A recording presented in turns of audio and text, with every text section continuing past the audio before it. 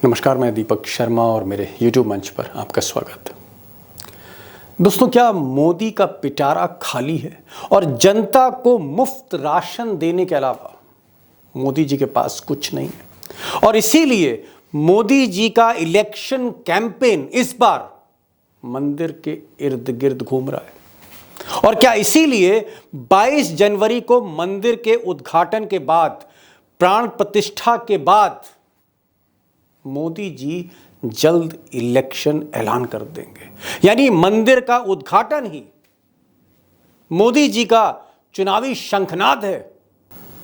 अब दोस्तों, मोदी जी जल्दबाजी में क्यों है? इस बार जल्दबाजी में ही वे अधूरे मंदिर की प्राण प्रतिष्ठा कर रहे हैं, जल्दबाजी में ही वे इलेक्शन कराना चाहते हैं। इतनी जल्दबाजी में क्यों है मोदी जी? सवाल ये है, क्या ये जल्दबाजी के पीछे जो घबराहट है वो इंडिया अलायंस से है कि इंडिया अलायंस को कम से कम समय मिले तैयारी का, चुनाव लड़ने का? क्या इसके पीछे ये सोच है या इसके पीछे कोई और खेल भी है? अब मोदी जी ये जो मंदिर का कार्ड खेल रहे हैं या जल्दबाजी में वो चुनाव कराना चाहते हैं, सरप्राइज देना चाहते हैं राहुल गांधी और उनकी टीम को, उस पर तो मैं आऊंगा। और मोदी जी कहां कमजोर खड़े हैं, मोदी जी की जो दुखती रग है उस पर भी मैं हाथ रखूंगा। लेकिन मैं चाहता हूं कि पहले दोस्तों हम ये जान लें कि सरकार इस इलेक्शन मोड में क्यों है। पहले वो तारीखें देख लेते हैं कि आपको अंदाज़ा हो जाए कि इलेक्शन अगर डिक्लेयर करते भी हैं तो कब करेंगे। एक बार तारीखें देख लें, कैलेंडर देख लें हाल फिलहाल का, पिक्चर थोड़ी क्लियर हो और फिर असली खबर पर आगे बढ़ते हैं।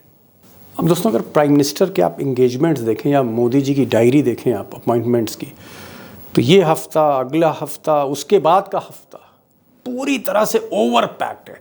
मतलब एक भी असाइनमेंट मोदी जी छोड़ नहीं सकते। मिसाल के तौर पर 21 तारीख को वो अयोध्या चले जाएंगे शाम तक, क्योंकि कोहरा है, मोदी जी रिस्क नहीं लेना चाहते, सुबह सुबह प्राण प्रतिष्ठा करनी है। 22 तारीख को फिर प्राण प्रतिष्ठा है, मेगा इवेंट है जिसको पूरे देश भर में मंदिरों से लेकर गांव तक प्रसारित किया जाएगा। 23 को वो वापस लौट रहे हैं दिल्ली। 24 को पीएम एट होम है और ये एट होम भी रिपब्लिक डे से कनेक्टेड है। 26 तारीख को परेड है गणतंत्र दिवस की और उसके बाद राष्ट्रपति के यहाँ फंक्शन है। उस दिन तो पूरा आप कह सकते हैं मोदी बिजी हैं। 26 तारीख को, 27 तारीख को इसी रिपब्लिक डे गणतंत्र दिवस से जुड़ी एनसीसी रैली है जहाँ पर प्रधानमंत्री होंगे। 29 तारीख को बीटिंग रिट्रीट है और बीटिंग रिट्रीट हर साल होती चली आई है, विजय पथ पर होती है, कर्तव्य पथ जिसे कह रहे हैं, वहाँ पर है। उसके बाद 1 फरवरी से बजट सेशन शुरू हो जाएगा और ये बजट सेशन के कुछ दिन बाद ही बीजेपी का राष्ट्रीय अधिवेशन है, हो सकता है दिल्ली में ही हो, जिसमें मोदी, अमित शाह और नड्डा एक फाइनल कॉल देंगे अपने मंत्रियों को, पदाधिकारियों को, उम्मीदवारों को, सांसदों को फाइनल कॉल देंगे और उसके बाद ही मोदी सरप्राइज दे सकते हैं इंडिया अलायंस को या देश को, चुनाव का ऐलान हो सकता है।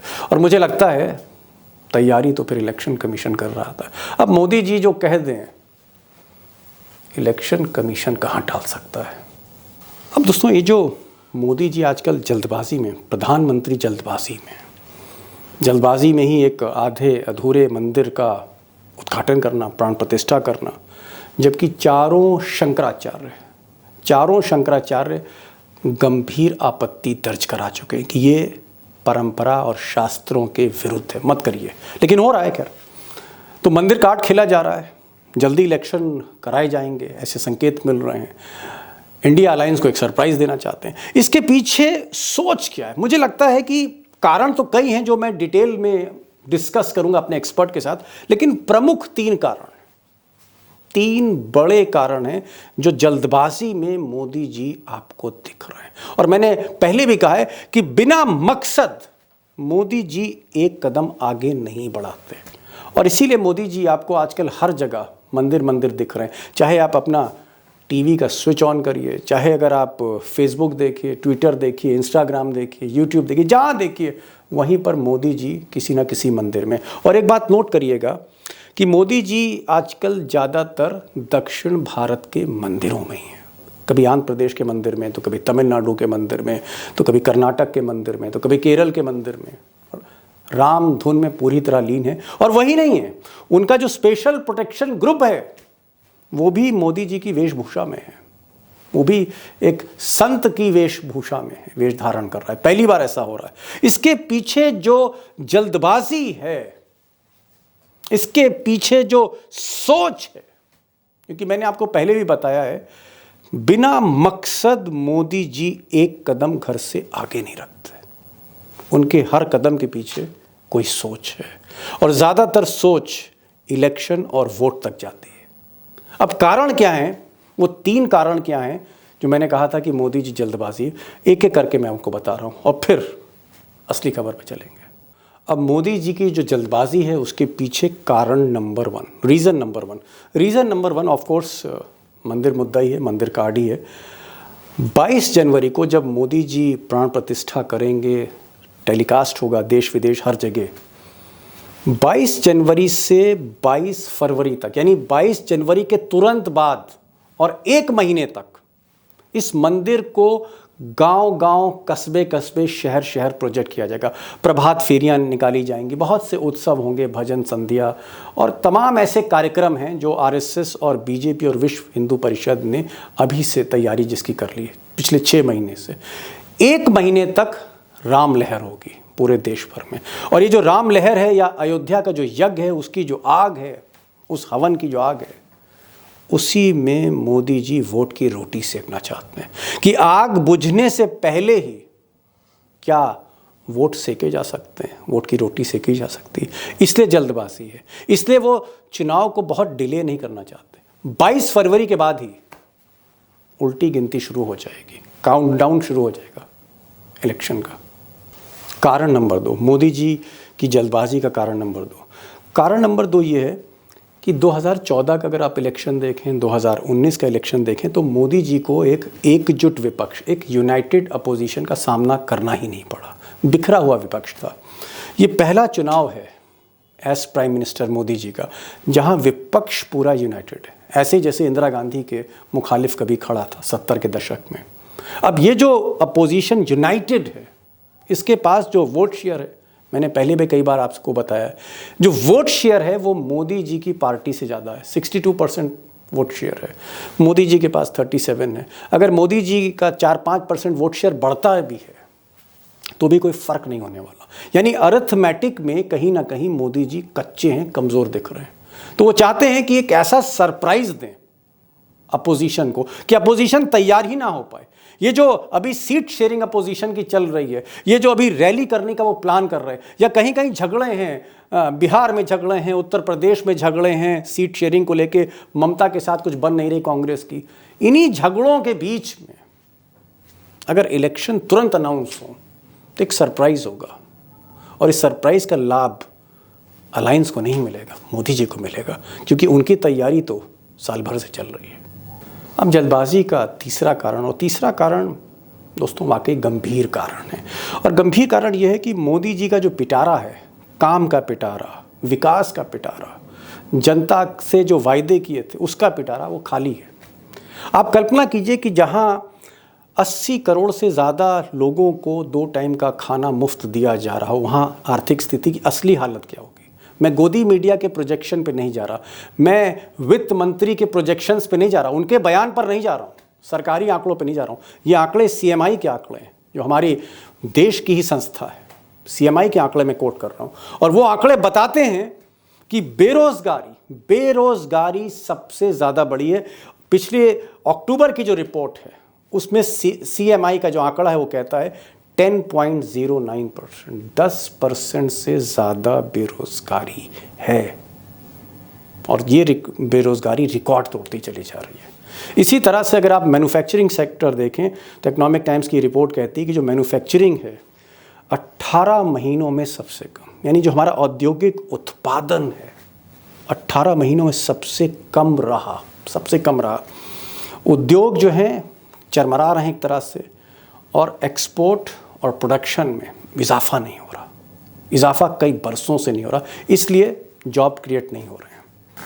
अब ये बात भी बिल्कुल सही है कि जो फ्रीबीज़ हैं, जिसको आप फ्री स्कीम्स कहते हैं, मुफ्त योजनाएं कहते हैं, कि भाई सिलेंडर जो है वो 500 रुपये में ले लो, ये चीज़ जो है मुफ्त में ले लो, ये चीज़ सब्सिडाइज ले लो, मुफ्त राशन ले लो, या फिर आप सीधे सीधे पैसा ही ले लीजिए, अपने खातों में ले लीजिए आप पैसा, जो पैसा बांटा मुफ्त लाडली योजना जो थी आपकी, लाडली बहना योजना जो थी।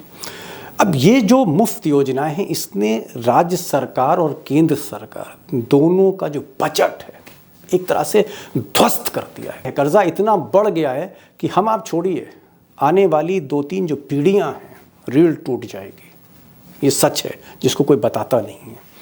एक चीज़ और है कि ना सिर्फ बजट बिगड़ा हुआ है, ये जो 10 साल की मोदी जी की जो एंटी इनकम्बेंसी है, 10 साल हो गए मोदी जी को। जो हालत मनमोहन सिंह की कहीं ना कहीं थी 10वें साल में, अगर आप सरकार का आर्थिक पहलू देखेंगे मोदी जी का, उनका कोई बहुत ज़्यादा अच्छी तस्वीर नहीं है। और शायद इसीलिए जहां मुफ्त राशन बांटा जा रहा है, मोदी जी के पास डिलीवरी के लिए, या क्या वो उन्होंने डिलीवर किया, उनका जो रिपोर्ट कार्ड है वो रिपोर्ट कार्ड नदारत है। उनका 10 साल का जो रिपोर्ट कार्ड है वो छुपाया जा रहा है। गोदी मीडिया भी छुपा रही है, अखबार भी छुपा रहे हैं, सरकार भी छुपा रही है। और शायद इसीलिए हालत खस्ता है, कुछ है नहीं, पिटारा खाली है। तो मंदिर का जो हवन है, उस हवन की जो आग है, उसी में मोदी जी रोटियां सेकना चाहते हैं, वोट की रोटियां। और इसीलिए थोड़ा जल्दबाजी में, क्योंकि आग बहुत दिन तक रुकती नहीं है, वो चाहे हवन हो या कोई यज्ञ हो। अब दोस्तों, मोदी जी जल्दबाजी में क्यों हैं? मुझे लगता है थोड़ी थोड़ी तस्वीर साफ करने की मैंने कोशिश की है कि क्यों वो चाहते हैं कि इलेक्शन फरवरी के लास्ट वीक में अनाउंस कर दिए जाएं, या फिर तीसरे हफ्ते में कर दिए जाएं, या फिर हो सकता है कि और उससे पहले भी कर दिए जाएं। ये तो मोदी जी को ही डिसाइड करना है। इलेक्शन कमीशन तो आप जानते हैं कि जो मोदी जी कहेंगे वही होगा। बहरहाल एक सेकंड ओपिनियन लेते हैं, क्योंकि वजह और भी हैं, सिर्फ 3 वजह नहीं है जो मैंने बताई, बहुत सी वजह हैं। मोदी जी और अमित शाह जो जल्दबाजी में थोड़ा थोड़ा घबराए हुए भी हैं, और सब कुछ मंदिर से ही ढकना चाह रहे हैं। सिर्फ एक ही कार्ड अभी तक आगे कर रखा है, वो कार्ड खेलने जा रहे हैं। आप कह सकते हैं कि अगर 2019 में बालाकोट की स्ट्राइक थी, तो इस बार मंदिर की स्ट्राइक है, इस बार अयोध्या है, उसको लेकर मोदी जी आगे चल रहे हैं। कारण बहुत से हैं, और मुझे लगता है कुछ और कारण हैं जो मुझसे रह गए हों, जो एक्सपर्ट्स बताएंगे, और वो भी बहुत इंपॉर्टेंट है। एक बार चलते हैं अपने एक्सपर्ट्स के पास। प्रोफेसर रविकांत होंगे, सियासत को समझते हैं, और खासकर मोदी जी की सियासत को तो बहुत बारीकी से समझते हैं, उनके पास चलेंगे। अभिषेक कुमार डाटा जर्नलिस्ट हैं, वो भी समझते हैं कि सरकार कहाँ खड़ी है, सबसे दुखती रग मोदी जी की क्या है। वहीं पर चलिए हाथ रखा जाए, तस्वीर को और साफ करने की कोशिश करें। और डॉक्टर साहब, मेरा सवाल ये है कि कुछ लोग कह रहे हैं कि 22 जनवरी को मोदी जी सज धज के जो जाएंगे अयोध्या और प्राण प्रतिष्ठा करेंगे, अनौपचारिक ऐलान तो उसी दिन हो जाएगा चुनाव का, फाइनल का।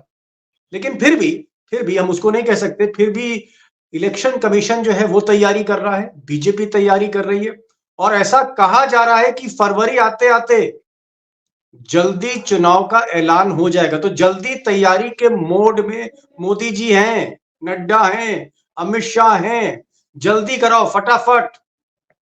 तो ये आपको क्या लग रहा है, इसके पीछे कारण क्या हो सकता है? चट मंगनी पट ब्याह।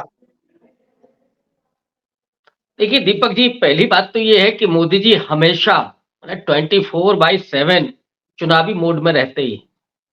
लेकिन लोकसभा चुनाव की जो तैयारी है इस वक्त आनन फानन में कराने की, उसके पीछे एक मूल वजह है कि मोदी जी के पास कुछ है नहीं, पिटारे में कुछ वो नहीं है। क्या लेकर के जाएंगे जनता के बीच में। तो केवल भावनात्मक मुद्दा राम मंदिर का, और ये सिर्फ 22 जनवरी को खत्म नहीं हो रहा है, अगले 22 फरवरी तक, यानी महीने भर तक अभी प्रभात फेरियां होंगी।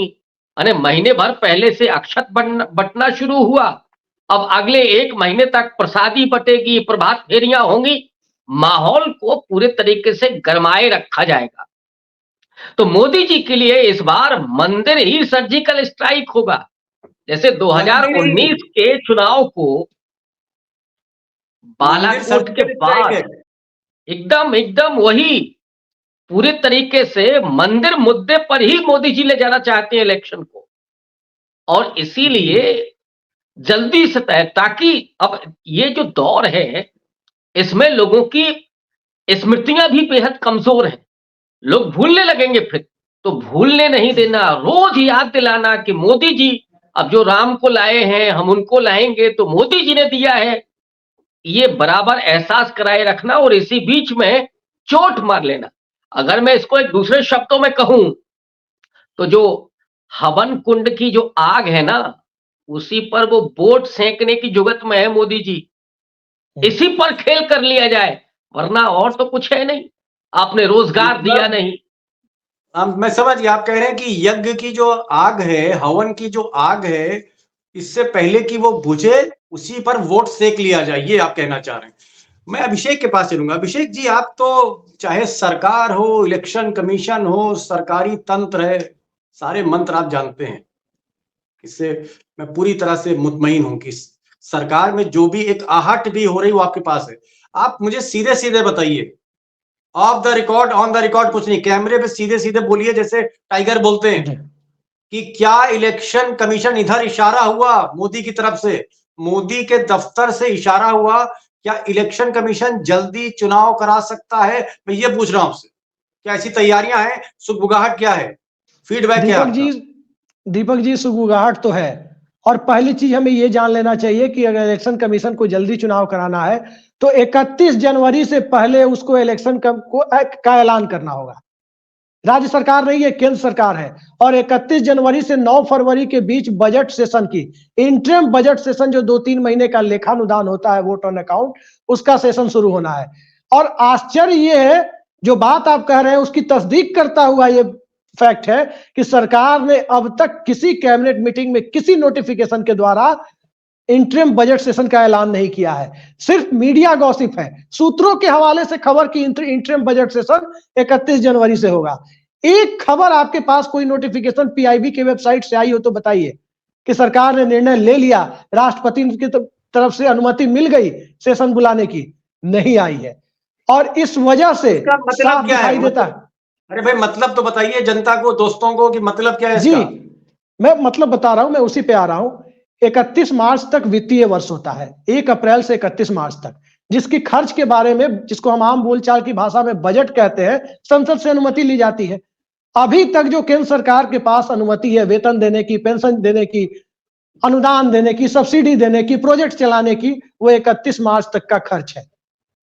31 मार्च के आगे खर्च कहां से होगा, ये सरकार को जुगाड़ करना होगा। उसी जुगाड़ को कहते हैं वोट ऑन अकाउंट। इसका संकेत का मतलब हम ये माने अर्ली इलेक्शन हो सकते हैं, ये आप कहना चाह रहे निश्चित तौर पर अगर अर्ली इलेक्शन नहीं होने होते तो अब तक आप औपचारिक ऐलान देख चुके होते बजट सेशन का, इंटरिम बजट 26 सेशन का। जनवरी, मेरे ख्याल 22 तारीख को मोदी जी अयोध्या से जब लौटेंगे, 23 तारीख को, तो मैं मान के चल रहा हूं कि 26 जनवरी की फिर तैयारी है, परेड की तैयारी है, और परेड में राष्ट्रपति सलामी लेंगे। उसके बाद मोदी जी बीटिंग रिट्रीट करके 29 तारीख को, उसके बाद लगता है खेला शुरू हो जाएगा। नहीं, 26 के पहले भी हो सकता है दीपक जी, 26 के पहले भी हो सकता है। जी, पहले भी आप देखिए, पहले भी इस देश में 26 जनवरी की परेड आचार संहिता में हुई है। मसलन 1998 की परेड, जब इंद कुमार गुजराल की सरकार थी, के आर नारायण के समय, क्योंकि अभिषेक बाबू, मैं मान गया कि उल्टी गिनती शुरू हो जाएगी 22 तारीख के बाद, काउंट डाउन बिगिंस आफ्टर 22, ये संकेत हमको मिल रहे हैं। एक चीज मैं डॉक्टर साहब पूछना चाह रहा था, चलिए ये तो ठीक है कि मतलब आग में हाथ सेकना चाह रहे हैं, वोट सेकना चाह रहे हैं, वो तो समझ में आ रहा है कि जल्दी जल्दी कराओ, क्योंकि अगर अप्रैल और मई और उसके बाद तक अगर, तो हो नहीं सकता है, 2-3 महीने बाद ये राम मंदिर की जो आग है ये मध्यम पड़ने लग जाएगी। क्या आपको लगता है कि इंडिया अलायंस को भी कहीं ना कहीं मौका नहीं देना चाह रहे कि जल्दी कराओ, इससे पहले कि ये इंडिया अलायंस वाले एक हो? राहुल गांधी की जो यात्रा है, जब तक वो बंबई पहुंचे उसी के बीच में खेल कर दो। क्या इस तरह की भी कुछ प्लानिंग है? आपको क्या लगता है, what could be behind Modi's mind? Modi के माइंड में क्या चल रहा है? निश्चित तौर पर ये दूसरा बड़ा फैक्टर है। पहला फैक्टर तो ये कि राम मंदिर की उस आग को बुझने नहीं देना, उनकी स्मृतियों को बनाए रखना। दूसरा, इंडिया अलायंस को संभलने नहीं देना। अभी तक न तो उसकी कोई बड़ी सभा हुई है, न सीट शेयरिंग हुई है, तो मौका ही ना मिलने पाए इंडिया अलायंस को। एक आप कह सकते हैं कि बहुत, अगर इंडिया अलायंस के पास है तो एक तो नंबर है और दूसरा एक एजेंडा है कि वो कास्ट सेंसस पर जाएंगे, सोशल जस्टिस की पॉलिटिक्स पर जाएंगे, लेकिन इंडिया अलायंस में अभी सीट शेयरिंग और कोई बड़ी अभी सभा नहीं हुई है। ये मौका न मिलने पाए और उसके पहले ही नरेंद्र मोदी दांव चल दें, क्योंकि उनके पास कोई मुद्दा नहीं है इस समय, विकल्पहीन है नरेंद्र मोदी, और इसी वजह से वो हिंदुत्व के उस पूरे मुद्दे पर और इंडिया अलायंस कोई मौका ना मिले, इसी एजेंडे पर वो जल्दी चुनाव कराने के मूड में है। और दूसरा ये कि नरेंद्र मोदी के उनका अपना तो भ्रमण चल ही रहा है मंदिर मंदिर, लेकिन दूसरी तरफ जेपी नड्डा, अमित शाह है, उनकी जो तैयारी है बूथ से लेकर के और जिला स्तर तक वो निरंतर चल रही है। ये दिखाता है कि भारतीय जनता पार्टी जमीनी स्तर पर वो काम कर रही है कि उनको चुनाव लड़ना है और जल्दी लड़ना है, ये उनको पता है। तो जी। इंडिया अलायंस को ये मौका ही नहीं देने देना है कि आपको वो मौका बूथ नहीं। मैनेजमेंट करे या वो टिकट वितरण में उसकी जल्दबाजी हो, कुछ ऐसा उनको मौका ही नहीं देना है। जी जी, वो तो खैर पूरी लिस्ट, भाई इतनी बड़ी पार्टी है, इतना पैसा है, Adani Ambani corporate funds, electoral bond, पैसे की अंबार लगी है, समझ लीजिए। तो उसमें तो भाई सारे सर्वे भी हो जाते हैं, सारी जितनी भी कवायद है, पैसा सारी कवायद पूरी करा देता है। अगर आपके पास पैसा है तो आप सक्षम है, आप एक कॉर्पोरेट की तरह फंक्शन करते हैं, और बीजेपी एक कॉर्पोरेट की तरह फंक्शन करती है। मैं दूसरे सवाल पे आ रहा हूं। अभिषेक, आपको अगर ग्राउंड सिचुएशन की मैं बात करूं, आपको क्या लगता है? चलिए भाई, चुनाव जल्दी मोदी जी करा लेते हैं, थोड़ा सा एक तरह से आप कह सकते हैं एक शॉक देंगे वो इंडिया अलायंस को, लेकिन उससे बहुत अरिथमेटिक बिगड़ने वाली नहीं। आपको अभी भी लगता है कि बंगाल में फाइट टफ होगी, बिहार में फाइट टफ होगी, महाराष्ट्र में फाइट टफ होगी, उद्धव से निपटना और इधर लालू और नीतीश से निपटना, ये क्या अभी भी मोदी जी के लिए बड़ी चुनौती है, बिग चैलेंज है? देखिए दीपक जी, आपने महाराष्ट्र की बात की, बिहार बंगाल की बात की। मुझे तो लगता है कि उत्तर प्रदेश और असम जो बीजेपी का गढ़ माना जाता है, वहां की चुनौती अब ज्यादा बड़ी होने लगी है। इन राज्यों में तो चुनौतियां हैं ही। आखिर रोज रोज नीतीश कुमार को लेकर जो गफलत फैलाई जाती है, कारण क्या है? इसलिए कि उत्तर प्रदेश में नीतीश कुमार व्यक्ति के रूप में नहीं, एक मुद्दे के साथ आ रहे हैं। मोदी जी 15 लाख रुपए देने में नाकाम रहे, अमित शाह ने जुमला ही कह दिया था, लेकिन वो तो 2 लाख रुपए देने की बात कर रहे हैं। उधर राहुल गांधी के बारे में क्या कह रहे हैं हेमंता विश्व शर्मा? वो कह रहे हैं कि हम एफआईआर पहले करेंगे और गिरफ्तारी चुनाव के बाद करेंगे। आप सोच लीजिए कि गिरफ्तार करने की हिम्मत एफआईआर दर्ज करने के बावजूद राहुल गांधी को नहीं है। आप अंदाजा लगा सकते हैं कि असम या पूर्वोत्तर के हालात क्या है। उत्तर प्रदेश में जो जयंत चौधरी और अखिलेश यादव की तस्वीर आई है, वो तस्वीर नहीं है साहब, वो सिर्फ एक पॉलिटिकल तस्वीर नहीं है। उस तस्वीर के सहारे एक ऐसा सामाजिक समीकरण है जो राम मंदिर से आगे भी इस देश को देखता है। उस तस्वीर में अग्निवीर का दर्द भी छुपा है। रहे हैं कि 48 सीट वाला महाराष्ट्र, 40 सीट वाला बिहार, 42 सीट वाला बंगाल, 28 सीट वाला कर्नाटक फंसा हुआ है, मान लिया। चलिए एक चीज और बता दीजिए, आप तो बिहार एक्सपर्ट है, क्या नीतीश कुमार ऐसा तो नहीं है आखिरी वक्त पे बीजेपी के साथ मिलकर विधानसभा भंग कर देंगे? बड़ी खबरें पड़ रहे हैं साहब, जहां देखो सोशल मीडिया पे, गोदी चैनल पे, गोदी अखबार पे, गोदी एंकर कि साहब नीतीश कुमार तो जो है पाला फिर बदल रहे हैं। फाइनल वर्ड बोलिए अभिषेक बाबू, दिल से। देखिए, मेरे पास जो सूचना है वो यही है कि नीतीश कुमार विधानसभा तो भंग करेंगे। लालू यादव अगर सहमत हो गए तो 22 तारीख को ही भंग करेंगे, लेकिन भारतीय जनता पार्टी के साथ मिलकर भंग नहीं करेंगे, बल्कि वो इंडिया गठबंधन के दायरे में रहते हुए भंग करेंगे। ये खबर ये आप कह सकते हैं जी, ये आप कह सकते हैं। जो अमित शाह की, अमित शाह ने दरवाजा खोल दिया, पीछे से खिड़की खोल दी, इधर से बात हो रही है, हॉटलाइन पे बात हो रही है, चोरी छुपे मुलाकात, ये सब कुछ मतलब एक तरह का रूमर है। दीपक जी, एक छोटी सी बात मैं बता देता हूं। कल रात की बात है और ये हमारे दर्शकों के लिए एक्सक्लूसिव खबर होगी, इसलिए मैं बता रहा हूं। नीतीश कुमार ने जो चुप्पी साधी है ना कि वो किस गठबंधन के साथ रहेंगे, वो स्ट्रेटेजिक चुप्पी है, रणनीतिक चुप्पी है, और उस चुप्पी का असर कल रात देखने को मिला है।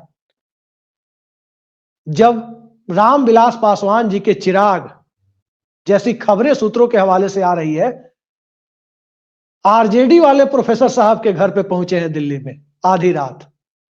जी, एनडीए के अंदर खलबली मची हुई है कि नीतीश कुमार उधर जाएंगे तो हम कहां के रहेंगे, और नीतीश कुमार का मकसद ही खलबली मचाना है। भाई विपक्षी टीम कैसे जीतती है? आप तो स्पोर्ट्समैन रहे हैं, आपको पता जी। है कि आप सामने वाले के गोल पोस्ट में खलबली मचाने के लिए स्ट्रेटेजिक तरीके से कुछ करते हैं। तो वो अभी काम फिलहाल ये नीतीश जो कुमार खामोशी कर रहे है, हैं। ये आपका कहना है ये उनका स्ट्रैटेजिक स्टैंड है, और आप ये बता रहे हैं कि किसी भी सूरत में नीतीश कुमार पाला नहीं बदले, नीतीश कुमार इंटैक्ट हैं और लालू के साथ उनके संबंध ठीक हैं, कुछ गड़बड़ नहीं, ये आपने कहा। मैं एक दूसरे सवाल पे आता हूँ, और प्रोफेसर साहब ये जो सवाल है इसको गूगली मत समझिएगा, लेकिन एक जहन में सवाल है आता है मेरे, और उसके मुझे लगा कि मौका क्योंकि इलेक्शन का है 2024 का फाइनल, मान लीजिए कि 2024 में मोदी जी चुनाव जीत जाते, मान लीजिए, तो अगर 24 में चुनाव जीत जाते तो मोदी जी की उम्र 73 साल है इस वक्त, 73 ईयर्स, 1950 बॉर्न है, और 74 के हो जाएंगे 24 में, फिर 2025 तक जो है उनकी उम्र 75 साल हो जाएगी, यानी 2 साल बाद मोदी जी 75 साल के हो जाएंगे। तो जैसे मोदी जी ने 75 साल में मुरली मनोहर जोशी और क्या कहते हैं अरुण शौरी और यशवंत सिन्हा और अडवाणी जी सबको रिटायर कर दिया कि 75 साल के कोई ऊपर होगा तो रिटायर होगा, क्या मोदी जी भी रिटायर होंगे? जो कानून या जिस तरह की परंपरा मोदी जी ने दूसरों के लिए बनाई, क्या मोदी जी 2025 में रिटायर होंगे? नंबर एक। और सवाल ये है, रिटायरमेंट पे नहीं है, अगर वो रिटायर होते हैं तो नेक्स्ट प्राइम मिनिस्टर फिर क्या अमित शाह होंगे? इन केस मोदी चुनाव जीतते हैं, ये मैं कह रहा हूं, क्या मोदी रिटायर होंगे खुद से 75 साल के होने के दीपक बाद? जी, ये मोदी जी का बनाया हुआ नियम मोदी जी पर लागू नहीं होता है, नंबर एक। है क्या चीज? नंबर दो, नहीं, वो आपने उन पर पहले कुछ लागू नहीं कहा। होता है। नहीं नहीं, उनके सामने शिवराज सिंह चौहान रिटायर्ड हो सकते हैं, वसुंधरा राजे सिंधिया रिटायर्ड हो सकती हैं, लेकिन मोदी जी जो अभी रिटायर्ड नहीं हो 65 के नहीं सकते। हुए। डेफिनेटली मोदी जी ना टायर्ड है ना रिटायर्ड हैं, वो नहीं होने वाले हैं, नंबर एक। नंबर दो, मोदी जी व्यक्ति से बहुत ऊपर उठ चुके हैं। आपने पिछले 6 महीने के भीतर कितने लोगों से सुना होगा कि मोदी जी शिव के अवतार हैं, मोदी जी विष्णु के अवतार हैं। तो जो अवतार हो जाते हैं उनकी कोई उम्र नहीं होती है, और वो रिटायरमेंट के दायरे में नहीं आते हैं। अभी आप बाइडेन साहब को देख लीजिए, उनकी उम्र कितनी है। तो आज मोदी जी तो, तकरीबन 80 साल, उनका 79 अगर 80 बस साल की चले तो मोदी जी 2038 तक चलेंगे। 2000 अगर मोदी जी का बस चले तो मोदी जी 2038 तक रिटायर्ड नहीं होंगे। जी, और अभिषेक इसलिए कुछ मुझे कहना चाह लगता रहे है थे। कि जी, अभी जी। तो ये सवाल बेमानी है कि अमित शाह प्रधानमंत्री होंगे कि योगी आदित्यनाथ होंगे। जी ये सवाल मैं ही यही कह बेईमानी है मोदी जी के सामने, जब वो विष्णु के अवतार हो चुके कहीं हैं। योगी आदित्यनाथ और अमित शाह की बात ना सुन रहे हो कि मोदी जी अपने नियम खुद पर लागू नहीं कर सकते। अगर आप ये कह रहे हैं कि 2038 के बाद, अरे बाप रे बाप, ये तो आप ऐसा चीज बोल गए कि नींद ही नहीं आएगी अमित शाह और योगी को। अभिषेक कुछ आप ऐड करना चाह रहे थे? नहीं, मैं ये कहना चाह रहा हूं कि मोदी जी रिटायर्ड नहीं होंगे। दरअसल मोदी जी लोकसभा चुनाव में ही रिटायर्ड हर्ट हो सकते हैं। Retired hurt. जी, अटल बिहारी वाजपेयी लोकसभा चुनाव में रिटायर्ड हर्ट हुए थे 2004 में। मोदी जी रिटायर्ड हर्ट हो सकते हैं ओवर कॉन्फिडेंस में। लास्ट क्वेश्चन का आपने टिप मुझे दे दिया। क्या आपको लग रहा है डॉक्टर साहब कि ये जो चुनाव है, फाइनल है, आपको अभी भी कांटे की टक्कर लगती है? आपको लगता है कि एक बहुत क्लोज फाइट है? क्योंकि फॉर द फर्स्ट टाइम 2014 और 19 के बाद पहली बार विपक्ष एकजुट है, और जो अरिथमेटिक है, जो वोट शेयर है, वो विपक्ष के पक्ष में। आपको लगता है कांटे की टक्कर है? Anything can happen? डेफिनेटली माहौल अभी दोनों तरफ है। और जो भी एंटी इनकम्बेंसी है उस पर राम मंदिर के पूरे माहौल को एक तरह से उसको भरने की कोशिश हो रही है। लेकिन उससे ज्यादा महत्वपूर्ण ये है दीपक जी कि राहुल गांधी या इंडिया अलायंस से ज्यादा ये नरेंद्र मोदी और अमित शाह के लिए डू और डाई का सवाल है। ये करो और मरो है मोदी जी के लिए। ये जो हिंडनबर्ग की रिपोर्ट, ये जो अडानी साहब, ये जो जय शाह से लेकर के ये जितना खेल है, मोदी जी कहां होंगे, अमित शाह कहां होंगे? ये जो अगर अभी चुनाव हार जाते हैं? ईडी सीबीआई इधर इस्तेमाल हो रही है तो उधर भी तो होगी। वो छूट जाएगा क्या, या ईडी भूल जाएगी कि गुजरात का रास्ता किधर है? ये भी तो होगा। इसलिए राहुल गांधी से ज्यादा, और राहुल गांधी का अगर कुछ गड़बड़ी होती तब तो राहुल गांधी जेल में होते। यहां तो 10 साल में जो जो खेल हुआ है, अडानी साहब तो देख लेंगे अपने पिछले 10 और गुजरातियों की तरह के कौन से हम आइलैंड पर पहुंचे, ये हालत हो जाएगी। इसलिए मोदी जी के लिए डू और डाई है, तो किसी भी कीमत पर वो चुनाव जीतना चाहते हैं। वो बात अलग है जो अभिषेक जी ने कहा ना कि रिटायर्ड हार्ट हो जाए, और इंडिया अलायंस को इसीलिए वो मौका नहीं देना चाहते, न संभलने का और न ही सुलझने का। आपने एक बड़ी बात कही, आपने बड़ी बात कही जो हम वाकई हम लोग सोच नहीं रहे थे, हम लोगों को सोचना चाहिए था कि ये चुनाव तो सबसे ज्यादा मोदी जी के लिए जरूरी है जीतना। राहुल गांधी जीते ना जीते, नीतीश प्रधानमंत्री बने ना बने, ममता जो है वो जो है सरकार फिर से केंद्र में बनाए ना बनाए, ये तो बात की बात है। मोदी जी के लिए आप कह रहे हैं बहुत जरूरी है चुनाव, डू और डाई मोदी जी के लिए, करो या मरो की स्थिति। अभिषेक, क्या आप इससे सहमत हैं कि मोदी जी के लिए हर हाल में चुनाव जीतना जरूरी है? अगर नहीं जीते और यही राहुल गांधी, यही नीतीश कुमार, यही लोग आ गए, उद्धव ठाकरे वगैरह, केजरीवाल वगैरह, जिनको जेल भेजा आधे साथियों, तो क्या उल्टा होगा खेल, चक्र उल्टा चलेगा? निश्चित तौर पर मोदी जी के लिए चुनाव महत्वपूर्ण है, बहुत महत्वपूर्ण है। लेकिन मोदी जी को इस बात का एक आत्मसंतोष भी होगा कि 10 साल उन्होंने सत्ता में गुजार लिए हैं देश के शीर्ष पद पर। दरअसल मोदी जी के करीबियों के लिए चुनाव ज्यादा महत्वपूर्ण हो गया है। और एक बात मैं आपको बता दूं, किसी ने मुझे बताया था, मैं पुष्टि नहीं कर सकता, कि लुटियंस दिल्ली में 5 नंबर जनपथ का एक बंगला है जो मोदी जी को बहुत पसंद है। टाइपेट बंगला है जो कैबिनेट मंत्रियों और पूर्व प्रधानमंत्री को मिलता है। हो सकता है कि उनकी पसंद जनता पूरी कर दे इस चुनाव में, मैं नहीं जानता, लेकिन ये चुनाव बेहद महत्वपूर्ण उनके लिए है। और अंतिम बात मैं कह रहा हूं कि 14 और 19 के चुनाव का कैरेक्टर राष्ट्रीय था। 1989 के बाद पहला चुनाव था 14 और 19 का चुनाव जो राष्ट्रीय चरित्र का चुनाव था। अगला लोकसभा चुनाव राष्ट्रीय चरित्र का नहीं है, यह चुनाव राज्यवार लड़ा जाएगा, अलग अलग तरीके से अलग अलग मुद्दों पर लड़ा जाएगा। और वहां राम मंदिर का मुद्दा कैटलिस्ट की भूमिका उन्हीं राज्यों में, उन्हीं इलाकों में भी निभा सकता है जहां विपक्ष बहुत मजबूत भूमिका में नहीं है, मसलन गुजरात। बाकी मुझे नहीं लगता कि राम मंदिर के मुद्दे पर अब बहुत ज्यादा वोट मिलना है भारतीय जनता पार्टी को। जितना राम मंदिर के मुद्दे पर ऑक्सीजन था वो बीजेपी सोख चुकी है। और वैसे भी जो वोट शेयर है, बीजेपी का जो वोट शेयर है इन राज्यों में, खासकर गुजरात में या राजस्थान, मध्य प्रदेश में, वो 50% प्लस है। और ये वही वोट है जो भक्त वाला वोट है या मोदी के समर्थक वाला वोट है। यानी जो मंदिर के से जो प्रभावित लोग हैं वो ऑलरेडी इस वोट शेयर में आते हैं। कोई वोट शेयर इंक्रीज नहीं होने जा रहा, कि आपने कही। और एक बात बहुत पते की कही डॉक्टर साहब ने, और इसीलिए मैं डॉक्टर साहब की हमेशा दाद देता हूं। इन्होंने कहा कि साहब राहुल गांधी, केजरीवाल, नीतीश कुमार छोड़िए, सबसे बड़ी चुनौती, सबसे बड़ी मजबूरी इस चुनाव को जीतना मोदी जी के लिए। क्योंकि मोदी जी अगर हार गए तो 10 साल के सारे कागज दस्तावेज निकल के सामने आएंगे। हो सकता है 1 ना हो 10 अडानी सामने आ जाए। तो आपकी बहुत इंपॉर्टेंट बात है कि मोदी हर कीमत पर इस चुनाव को जीतना चाहते हैं। इसीलिए 22 जनवरी के बाद कभी भी चुनाव की घोषणा हो सकती है। और फरवरी में इसीलिए राष्ट्रीय अधिवेशन बीजेपी का होने जा रहा है। 30 जनवरी तक लोकसभा के सारे ऑफिसेस खुल जाएंगे जहां जहां बीजेपी चुनाव लड़ रही है।